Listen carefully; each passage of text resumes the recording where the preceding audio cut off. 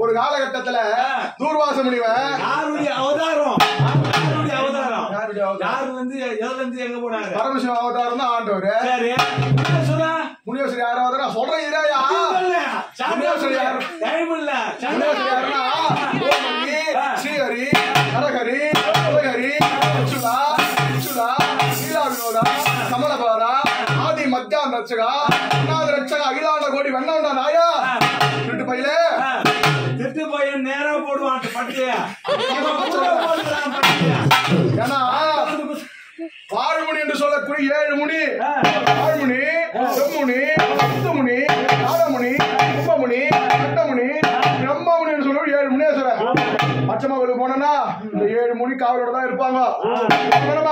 பச்சமா பத்தியா திருமலை நகர் போனாலும் பச்சமா கோயில 7 முனி இருக்கும். காஞ்சாடி போனாலும் 7 முனீஸ்வரர் இருக்கும். அப்படி சொல்லுற நேரத்துல பெருமாளுடைய அவதாரம் பெருமாளை பூமியில் அடிச்சு பூமியிலிருந்து பிறந்தவர் யாரு? வாழ்முனி என்று சொல்ல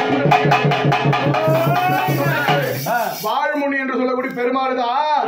அதனால்தான் வாழ்முனிக்கு பால் பூஜை செய்வாங்க, பூஜை செய்ய மாட்டாங்க. அதனாலதான் வாழ்முனி வரும் தருணத்துல அண்ணனும் தங்கச்சி வராங்கன்னு சொன்னம்பா. புரியுதா? இந்த கதை சொல்ல போனா சொல்லிட்டே இருக்கலாம். ஐயம் பூஜைக்கு போனா சாமி அப்படியே ஆசனத்தை போடுங்க.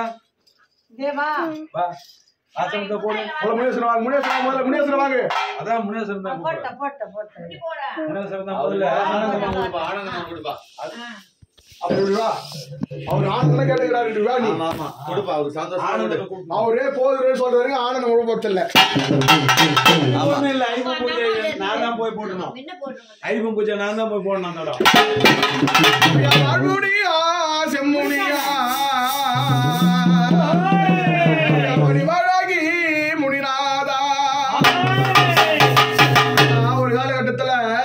முனேஸ்வரனுக்கும் மதுரை வீரனுக்கும் பெரியாண்டிக்கும் ஐயா வெள்ள